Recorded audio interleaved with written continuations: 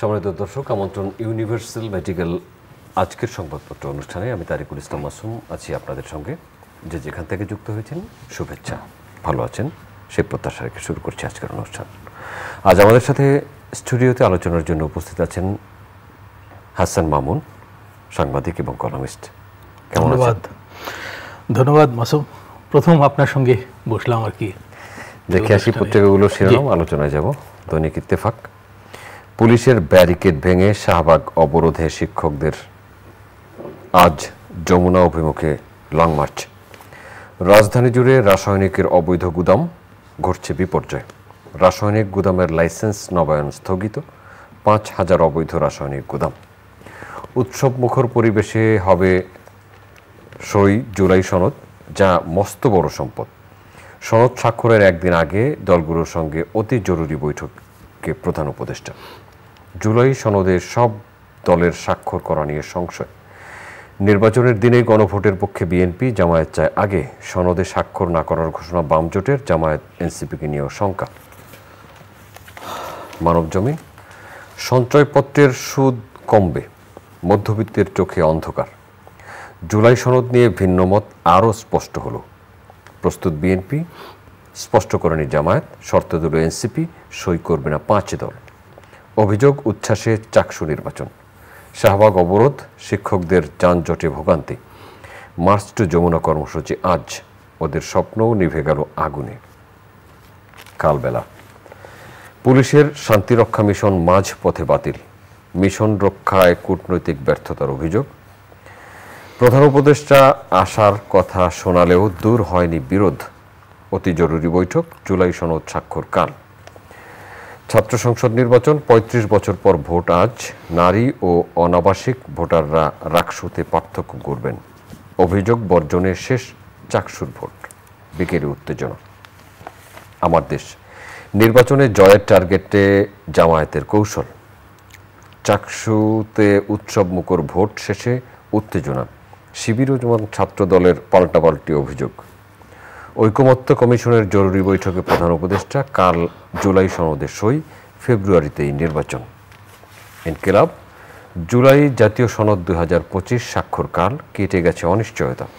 ফেব্রুয়ারিতেই নির্বাচন হবে, এ নিয়ে কোনো কম্প্রোমাইজ না। ডক্টর মোহাম্মদ ইউনূস, জুলাই সনদে স্বাক্ষর করব, তবে নোট অফ ডিসেন্ট উল্লেখ থাকতে হবে। বিএনপি, শিক্ষকদের অতি বাড়ি ভাড়ার প্রস্তাব অর্থ মন্ত্রণালয়ে, আজিজির নেতৃত্বে ব্লকেটে সীমাহীন দুর্ভোগ। ফেব্রুয়ারিতে নির্বাচন করার বিষয়ে সরকার বদ্ধপরিকর। মিরপুর অগ্নিকাণ্ড, কেমিক্যাল গুদামে সার্চ অপারেশন চালাতে ৭২ ঘন্টা লাগবে ফায়ার সার্ভিস। আমাদের হাতের পত্রিকাগুলো শিরোনাম পড়ছিলাম। সবচেয়ে বড় যে আলোচনাটি, মাননীয় প্রধান উপদেষ্টা রাজনৈতিক দলগুলোর সাথে সনদ স্বাক্ষরের একদিন আগে বা 2 দিন আগে বৈঠক করলেন, তাদের সাথে বোঝাপড়ার বিষয়টি বুঝে নিলেন। রাজনৈতিক দলগুলো তাদের অবস্থান জানিয়েছেন। কেউ কেউ স্বাক্ষরের কথা বলেছেন, কেউ নোট অফ ডিসেন্ট সহ, কেউ বলেছেন স্বাক্ষর করবেন না, কেউ কেউ এখনও চুপচাপ আছেন। একদিন সময় আছে স্বাক্ষরের। এটা দিয়ে শুরু করি। এরপর শিক্ষকদের অবরোধ আছে, মাস্টার যমুনা আছে, এবং কেমিক্যাল গোডাউনে আগুন, অনেকগুলো মানুষের প্রাণহানি হয়েছে।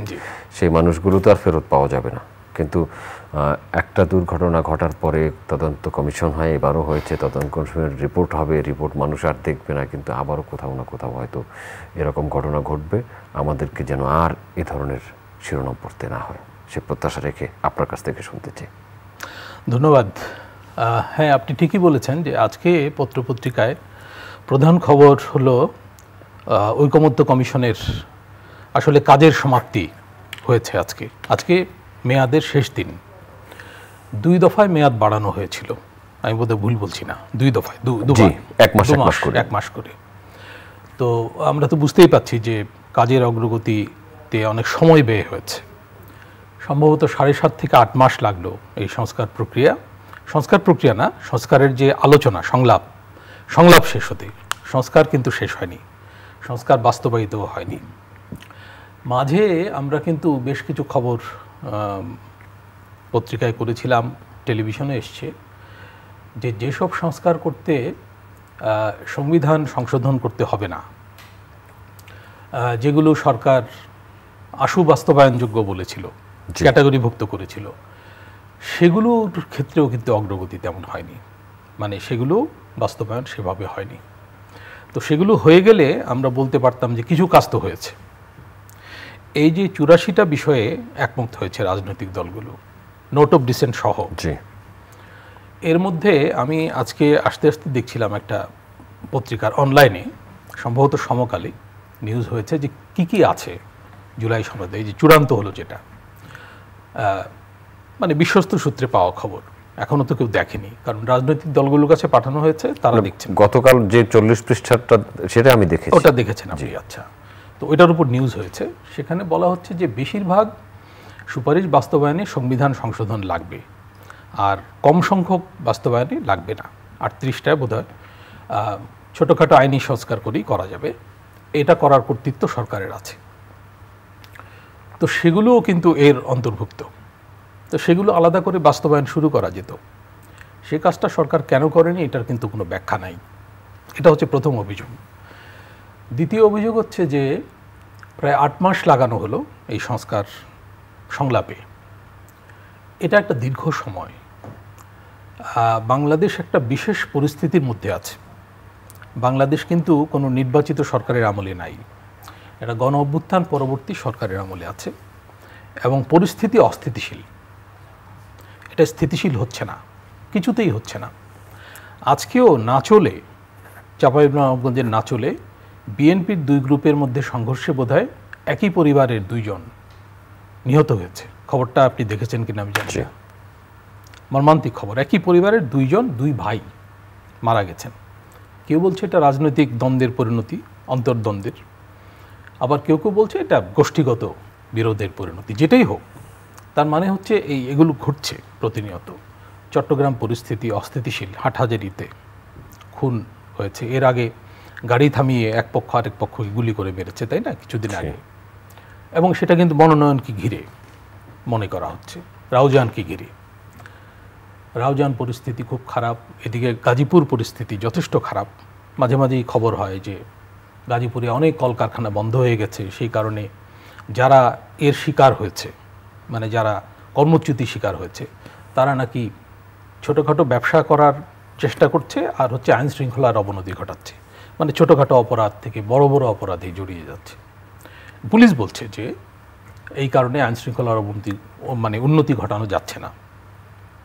তো সারা দেশেই কিন্তু এরকম পরিস্থিতি। নরসিংদীতে এসপিকে আক্রমণ করা হয়েছিল, পুলিশও আক্রান্ত হচ্ছে, ট্রাফিক পুলিশ থেকে নিয়ে থানা পুলিশ পর্যন্ত। এবং এগুলো দ্রুত কিন্তু ফেসবুকে চলে আসে, মানে নিউজ পেপারে, ইলেকট্রনিক মিডিয়াতে আসার আগে। তো কেউ জানে না পরিস্থিতি, তা না, সবাই জানে যে পরিস্থিতি কী, এবং প্রত্যেকেই কিন্তু পরিস্থিতি মোকাবেলা করছে। এই যে একের পর এক আন্দোলন হচ্ছে রাস্তায়, রাজপথে, আজকেও শাহবাগ অবরোধ ছিল শিক্ষক কর্মচারীদের, এমপিওভুক্ত বেসরকারি স্কুল কলেজের, চতুর্থ দিনের মতো। তো পুলিশ তাদের ব্যাপারে কঠোর অবস্থান নিয়েছে। এটার হয়তো কেউ প্রশংসা করবে, যারা ওই অবরোধের মধ্যে পড়েছিল তারা, কিন্তু ব্যাপক মানুষ এতে কিন্তু অসন্তোষ প্রকাশ করবে যে শিক্ষকদের সঙ্গে কেন এই আচরণ। শিক্ষকরা তো সারা দেশেই কর্মসূচি পালন করছেন, তাদের নিজ নিজ প্রতিষ্ঠানে কর্মবিরতি পালন করছেন, পাশাপাশি কিছু দাবি আদায় তারা রাস্তায় জড়ো হয়েছে। এবং দাবিগুলো কিন্তু খুব যে মানে অন্যায় দাবি তা বলা যাবে না। তাদের কিছু ভাতা বৃদ্ধির দাবি, যেমন বাড়ি ভাড়া, চিকিৎসা ভাতা, তারা এই দাবি জানাচ্ছে। যাই হোক, সেই প্রসঙ্গে আমরা পরে আসব। তো রাস্তায় আন্দোলন, আইন শৃঙ্খলার অবনতি, অর্থনৈতিক পরিস্থিতি খারাপ, মানে অর্থনৈতিক পরিস্থিতি খারাপ। এর মধ্যে একটা খবর আপনি পড়লেন যে সঞ্চয়পত্রে সুদের হার আবার কমানো হচ্ছে। এটা কিন্তু চলতি অর্থবছরের প্রথম 6 মাসে কমানো হয়েছিল একবার, এই যে অর্থবছর চলছে, অর্থবছরের দ্বিতীয়ার্ধে আরও কমানো হবে। এটা সম্ভবত সর্বোচ্চ সুদের হার এখন আছে 12% কাছাকাছি, এটা 10% কাছাকাছি চলে আসবে, সেরকমই খবর আছে। তো মানে সরকার জনগণের কাছ থেকে বেশি সুদে ঋণ নেবে না, এটা হচ্ছে মূল কথা। তো সরকার হয়তো অন্য উৎস থেকে ঋণ করবে। তো সেই উৎস থেকে ঋণ করা তার জন্য কি লাভজনক, সেটা বিদেশি ব্যাংক, সেটা একটা প্রশ্ন। গত অর্থ বছরের শেষ দিকে সরকার একযোগে অনেক অর্থকড়ি পেয়েছিল, মানে আইএমএফের কিস্তির টাকা এসেছিল, ছাড় হয়েছিল, একসঙ্গে বিশ্বব্যাংক এবং এডিবি টাকাও এসেছিল, তাতে রিজার্ভ পরিস্থিতি ভালো হয়েছে। কিন্তু সরকারের রাজস্ব আদায় পরিস্থিতি মোটেও ভালো না। মাঝে অর্থ উপদেষ্টা কিন্তু বলেছিলেন যে সরকারি খাতের যে বোঝা, ব্যয়ভার, সেটা বহন করা একটু কষ্টকর হয়ে যাচ্ছে এবং শিক্ষকদের দাবি দেওয়া পূরণের ক্ষেত্রেও সরকার যে একটু অনিচ্ছুক বা দ্বিধাগ্রস্ত, তারও কারণ কিন্তু ওই অর্থ সংকট। অর্থ মন্ত্রণালয়ের প্রস্তাব একটা পাঠানো হয়েছে, হ্যাঁ, মানে শিক্ষা মন্ত্রণালয় থেকে অর্থ মন্ত্রণালয়ে প্রস্তাব পাঠানো হয়েছে কিছু কিছু বৃদ্ধির প্রস্তাব করে। সেটা শিক্ষকদের দাবি দেওয়ার অনুকূলে যায়, কিন্তু শিক্ষকরা সন্তুষ্ট হবে কিনা বলা মুশকিল। আর এসব প্রস্তাবও বাস্তবায়ন করা যাবে কিনা, সরকারের সামর্থ্য আছে কিনা, আর্থিক সামর্থ্য, নাকি পরবর্তী সরকারি ব্যাপারে সিদ্ধান্ত নেবে, এইসব প্রশ্ন আছে। যাই হোক, আমরা মূল জায়গায় আসি। সেটা হলো যে এই পরিস্থিতির মধ্যে 8 মাস কিন্তু চলে গেল এবং 8 মাসে পরিস্থিতির উন্নতি হয়েছে এটা কেউ দাবি করবে না। এটা সরকারের কিছু লোকজন দাবি করে, কিন্তু এই সরকারকে যারা এনেছিল আন্দোলনের মাধ্যমে, তারা কেউ কিন্তু সরকারের উপর সন্তুষ্ট না। এটা খুব ইন্টারেস্টিং। মানে এক এক সময় এক এক পক্ষ দাবি করছে যে সরকার পক্ষপাতদুষ্ট। একটা সময় পর্যন্ত বিএনপি দাবি করেছিল, আপনি নিশ্চয়ই আমার সঙ্গে একমত হবেন, যে সরকার পক্ষপাতদুষ্ট, জামায়াত এবং এনসিপির দিকে ঝুঁকে পড়েছে। এখন রিসেন্টলি দেখা যাচ্ছে এনসিপি এবং পরে জামাত বিভিন্ন কথা বলছে, এই যে সেফ এক্সিট, তারপরে কল রেকর্ড করা আছে, এইসব কথাবার্তা বলা হচ্ছে, সাংঘাতিক অভিযোগ এগুলো। এবং আবার সরকার তরফ থেকে দাবি করে বলা হচ্ছে যেগুলো প্রমাণ দেয়া হোক। তো একটা বাদাবাদি চলছে, তাই না? এখন দেখা যাচ্ছে যে বিএনপি সরকারের কিছুটা কাছাকাছি, এবং জুলাই সনদ এই স্বাক্ষরের ক্ষেত্রেও এটা কিন্তু প্রতিফলিত। বিএনপি ইতিমধ্যে বলেছে তারা স্বাক্ষর করবে, সহ। আচ্ছা, কিন্তু জামায়াত বলছে যে এটা 2 দিন পর দেখা যাবে, মানে 1 দিন পর দেখা যাবে। আর এনসিপিও বিষয়টা বিবেচনায় রেখেছে, কিন্তু এখনো সিদ্ধান্ত নেয়নি। তো এই হচ্ছে পরিস্থিতি। মানে একটা সরকার 5টি দল স্বাক্ষর করবে না তো বলেছে, বামপন্থী 5টি দল, মানে যারা সংলাপে অংশ নিয়েছিল। তো এই সনদে একটা জায়গায় নাকি আছে এরকম যে যারা সই করবে তারা আদালতে এর বিরুদ্ধে মানে আর্জি জানাতে পারবে না, যারা সই করবে। এখন যারা সই করবে না তারা তো আর্জি জানাতে পারবে, তার মানে এখানেও একটা সংকটের জায়গা কিন্তু আছে, যে তারা কিন্তু আদালতে যেতে পারে, মানে এটা আদালতে প্রশ্নের মুখে পড়তে পারে। তবে জুলাই সনদটা যেহেতু গণ অভ্যুত্থানের ভেতর দিয়ে এসছে এবং একটা ব্যাপক রাজনৈতিক ঐকমত্যের ভেতর দিয়ে এসছে, এর একটা রাজনৈতিক গ্রহণযোগ্যতা তো আছেই। আইনি সাংবিধানিক ভিত্তি কতটা আছে না আছে এগুলো জটিল। 90 সালের 3 জোটের রূপরেখা আর এই জাতীয় সনদ, এর মধ্যে পার্থক্য কি থাকছে? পার্থক্য তেমন থাকছে বলে আমার মনে হয় না। আমি তো সংবিধান বিষয়ে মানে ওস্তাদ লোক না বা বিশেষজ্ঞ না, আমি মানে সেই দাবি করে বলবো না। সাধারণভাবে মনে হয় যে এটা কিন্তু ওই রকমই একটা হতে যাচ্ছে, মানে এটার বাস্তবায়নটা নির্ভর করছে পরবর্তী সরকারের উপর মোটামুটিভাবে।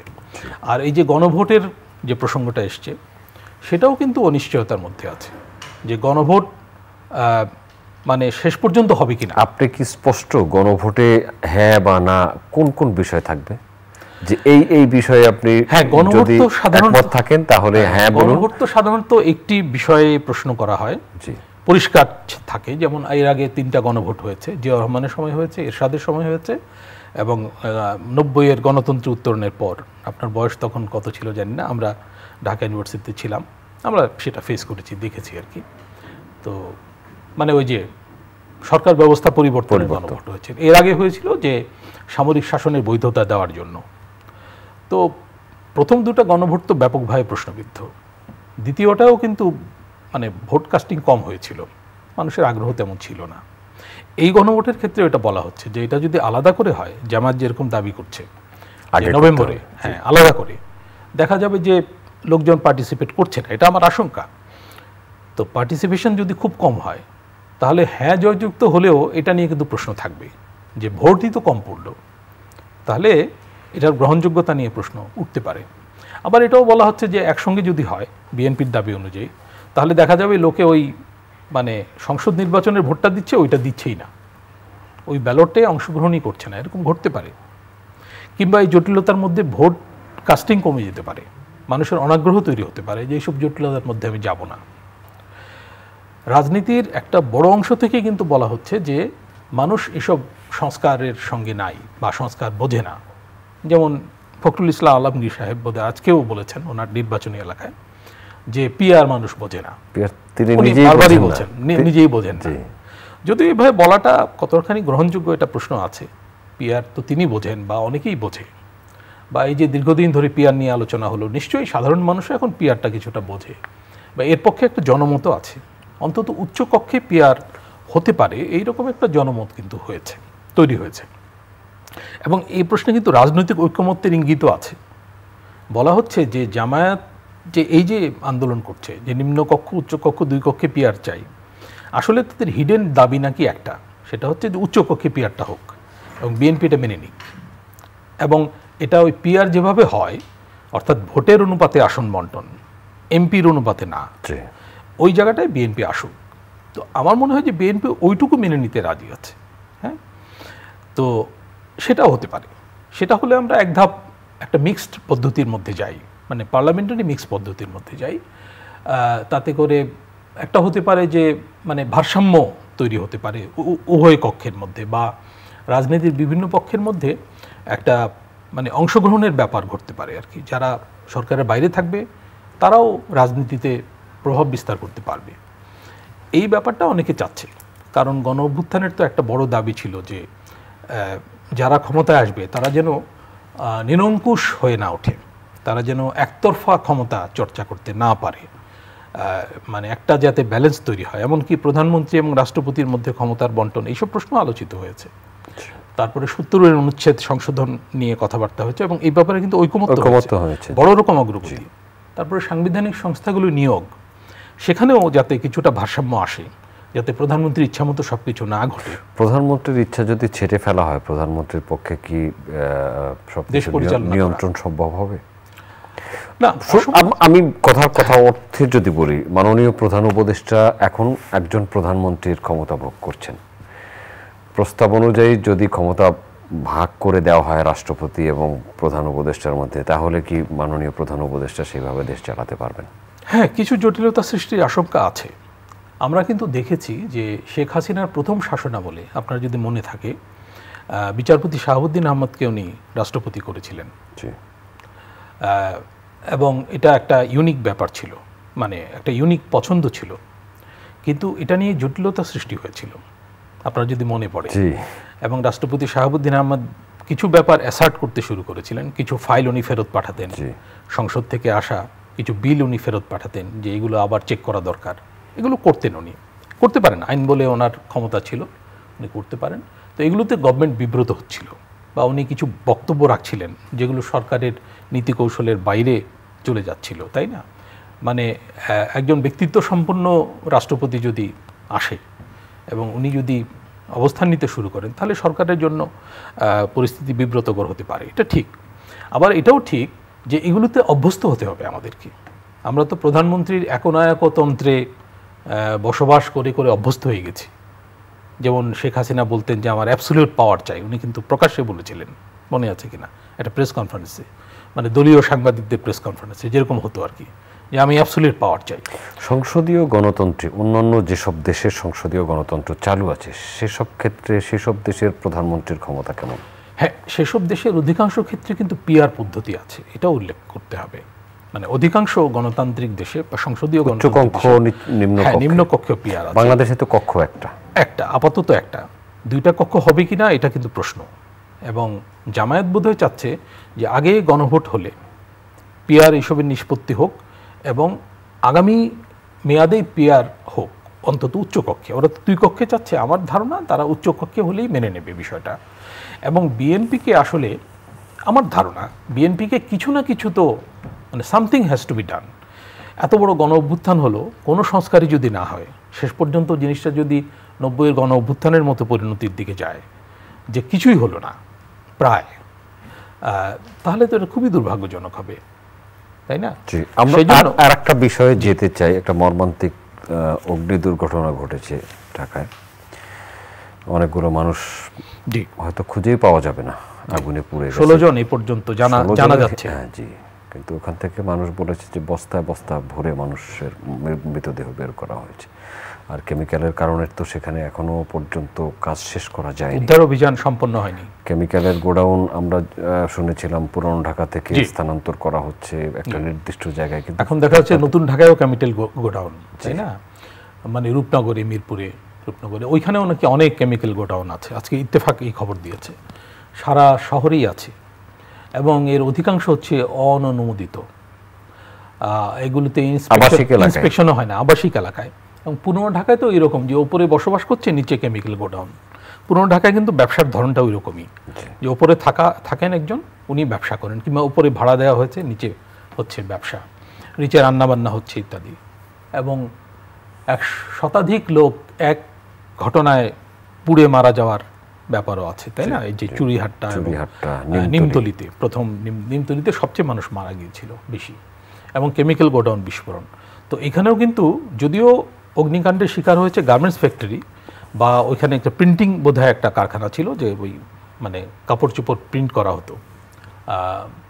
তো কিন্তু অগ্নিকাণ্ডের সূত্রপাত হয়েছে ইয়ে থেকে, কেমিক্যাল গোডাউন থেকে। সেখান থেকে বিস্ফোরণ হয়ে আগুন ছড়িয়ে পড়েছে। তো দেখা যাচ্ছে যে কারখানা ঠিকভাবে চললেও, কারখানা কিন্তু অভিযুক্ত না, সে হচ্ছে শিকার। মানে কে কার কারণে শিকার হচ্ছে এটাও বলা মুশকিল। এই হচ্ছে অবস্থা। আমরা কিন্তু দেখেছি যে সীতাকুণ্ডে বেশ বছর 1.5-2 আগে বোধহয় একটা ডিপোতে রপ্তানি করা হবে কেমিক্যাল, ওইখানে বিস্ফোরণে 50 জনের বেশি মারা গিয়েছিল। ভয়াবহ ঘটনা ছিল সেটা। তো এই যে কেমিক্যাল পরিবহন নিয়েও কিন্তু প্রশ্ন আছে, যে আমরা কিভাবে পরিবহন করবো, এর একটা প্রোটোকল আছে। তো এইসব প্রোটোকল তো আমরা মানি না, বা কী ধরনের কেমিক্যাল রাখা যাবে, কোথায় রাখা যাবে, কোনটার সাথে কোনটা রাখা যাবে, এগুলোর তো নীতিমালা আছে। তো নীতিমালা মান্য করার তো আমাদের কোনো সংস্কৃতি নাই। এবং এই যে আপনি যেটা শুরুতে বলছিলেন যে একের পরে ঘটনা ঘটছে, এবং এই সরকারের আমলেও কিন্তু এইসব ক্ষেত্রে, যেগুলোর জন্য সংবিধান সংশোধনের প্রয়োজন নাই, যেগুলো রেগুলার কাজ, এইসব ক্ষেত্রেও কিন্তু এই সরকার কোনো মানে সাফল্যের ফুটপ্রিন্ট রাখতে পারেনি। আমরা যেমন শিক্ষা স্বাস্থ্য খাতে, এই শিক্ষা আমরা তো এমপিওভুক্ত শিক্ষকদের নিয়ে, তো এর জন্য কেন আন্দোলনে নামতে হবে তাদেরকে? এগুলো কিন্তু সরকার উদ্যোগী হয়ে করতে পারতো। বাড়ি ভাড়া খুবই কম তাদের, বাড়ি ভাড়া, হ্যাঁ। তারপরে চিকিৎসা ভাতা 500 টাকা বোধহয় চিকিৎসা ভাতা, এটা বাড়িয়ে এখন নাকি 1000 টাকা করা হবে। তারা 1500 টাকা চাচ্ছেন, তারা কিন্তু খুব বেশি চাচ্ছেন না। এবং তারা সরকারি বেতনটা পান, মানে ওই বেসিক পান আর কিছু ভাতা পান, তাতে তাদের পক্ষে জীবন নির্বাহ করা খুবই ডিফিকাল্ট। হ্যাঁ, 6 লাখের মতো বোধহয় এমপিওভুক্ত শিক্ষক কর্মচারী, খুব বেশি না। আমি দেখলাম হিসাব করলে যে 1000 কোটি টাকাও লাগে না এই দাবি পরিপূরণের জন্য। তো এটা তো ভিন্ন একটা বিষয়ে যেতে চাই। সেনাবাহিনী ক্যান্টনমেন্ট নিয়ে অনেক আলোচনা আছে, 2 মিনিট সময় পাবো। আজকে মানবজমিনে খবর আছে যে জাতিসংঘ মানবাধিকার কমিশনের যিনি প্রধান ভলগার টুর্ক, উনিও বিষয়টা বলেছেন যে বাংলাদেশে এই প্রক্রিয়া শুরু হয়েছে, মানে গুম খুন ইত্যাদির বিরুদ্ধে সরকার ব্যবস্থা নিয়েছে। উনি এটা প্রশংসা করেছেন, করে বলেছেন যে এটা যেন বিধিবদ্ধ উপায়ে চলে, এবং এতে কেউ যেন আবার পরিস্থিতির শিকার না হয় বা অন্যায় অভিযোগের শিকার না হয়। এর মধ্যে আমরা তো দেখলাম যে যাদের নামে পরোয়ানা জারি করা হয়েছে তাদের একটা বড় অংশ হচ্ছে সেনাবাহিনীর সাবেক এবং বর্তমান কর্মকর্তা। তো সাবেকদের কথা তো আলাদা, সাবেকরা পালিয়ে গেছে বা তাদেরকে পুলিশ গ্রেপ্তার করবে, কিন্তু যারা কর্মরত আছে তাদের বিচার নিয়ে সরকার পক্ষ এবং সেনা কর্তৃপক্ষের মধ্যে একটু জটিলতা সৃষ্টি হয়েছে। একটা নিরসন হয়েছে যে তারা যেখানে আটক আছেন হেফাজত, সেটাকে সাবজেল ঘোষণা করা হয়েছে। আমরা তো দেখেছি 111-এর পরে শেখ হাসিনা খালেদা জিয়াকে যেখানে রাখা হয়েছিল কারাবন্দি করে, সেগুলোকে সাবজেল ঘোষণা করা হয়েছিল, মানে পূর্ব দৃষ্টান্ত আছে। তো সেইভাবে করা হয়েছে। আমরা আশা করব যে বিচার প্রক্রিয়াটা এগিয়ে যাবে এবং সেনাবাহিনীর সঙ্গে সরকারের সম্পর্কের অবনতি হবে না। মাঝে কিন্তু অন্য ইস্যুতেও সরকারের সঙ্গে সেনাবাহিনীর সম্পর্কের অবনতি হয়েছিল, এবং এই কাজে বিভিন্ন মহল উস্কানি দিচ্ছে, এটা এখানে উল্লেখ করতে চাই। এই উস্কানিটা যদি কার্যকর হয়, এটা কিন্তু পরিস্থিতির যথেষ্ট অবনতি ঘটাবে। এবং আমাদের মনে রাখতে হবে যে আগামী যে নির্বাচন, যেটার কথা প্রধান উপদেষ্টা আজকে বলেছেন যে হবেই ফেব্রুয়ারির প্রথমার্ধে, রোজার আগে, সেই নির্বাচনে সেনাবাহিনীকে একটা বড় ভূমিকা রাখতে হবে, যেহেতু পুলিশ নিষ্ক্রিয় বা পুলিশকে আমরা সক্রিয় করতে পারছি না। আপনি বললেন না যে পুলিশ আক্রান্ত হচ্ছে, তো এখন সেনাবাহিনীকে বিরাট ভূমিকা রাখতে হবে। এবং আমাদের এই যে গণতন্ত্রের উত্তরণ বা রাজনৈতিক উত্তরণের জন্য সেনাবাহিনীর সমর্থন সহযোগিতা এটা কিন্তু অপরিহার্য। সুতরাং এবং সরকারের ভূমিকা তো অবশ্যই গুরুত্বপূর্ণ, নির্ধারক ভূমিকা। নির্বাচন কমিশনের ভূমিকাও আছে, রাজনৈতিক দলগুলোকেও দায়িত্বশীল ভূমিকা নিতে হবে এবং কোনো পক্ষকেই এইসব উস্কানিতে কিন্তু পা দেওয়া চলবে না। যারা উস্কানি দিচ্ছেন তাদের লাভ কি? তাদের হয়তো লাভ আছে, সেটা তারাই ভালো জানে, বা এই নিয়ে নানা রকম স্পেকুলেশনস বাজারে আছে। একটা পক্ষ নাকি চাচ্ছে যে নির্বাচনটাই যাতে না হয়, এটা শুরু থেকেই এই আলোচনা চলছে। রাজনৈতিক দলগুলো বক্তৃতায় তা বলছেন। রাজনৈতিক দলগুলো পরস্পরকে দায়ী করছে, কিন্তু আমার মনে হয় যে এটা একটা রেটরিকও হতে পারে, পলিটিক্যাল রেটরিক, এবং এক পক্ষ আরেক পক্ষকে চাপে রাখার জন্য হয়তো করছে। তারা হয়তো মন থেকে এটা বলছে না, হতে পারে, এগুলো হয় পলিটিক্সে। কিন্তু আমার মনে হয় যে এন্ড অফ দ্য ডে রাজনৈতিক দলগুলো তো নির্বাচনের সুযোগ নেওয়ার কথা। এমনকি যারা নির্বাচনে জিতবে না বলে মনে করে, মানে জিতে ক্ষমতায় আসবে না মনে করে, তারাও কিন্তু চাবে যে নির্বাচনটা হোক এবং নির্বাচনে তারা ভালো করুক। হাসান মামুন, আপনাকে ধন্যবাদ। সম্মানিত দর্শক, এতক্ষণ আমাদের সাথে থাকার জন্য কৃতজ্ঞতা। আগামী অনুষ্ঠান দেখার আমন্ত্রণ রইল। দেখা হতে পারে সে অনুষ্ঠানে। ভালো থাকবেন সবাই। আপনাদের সবার জন্য অনেক অনেক শুভকামনা।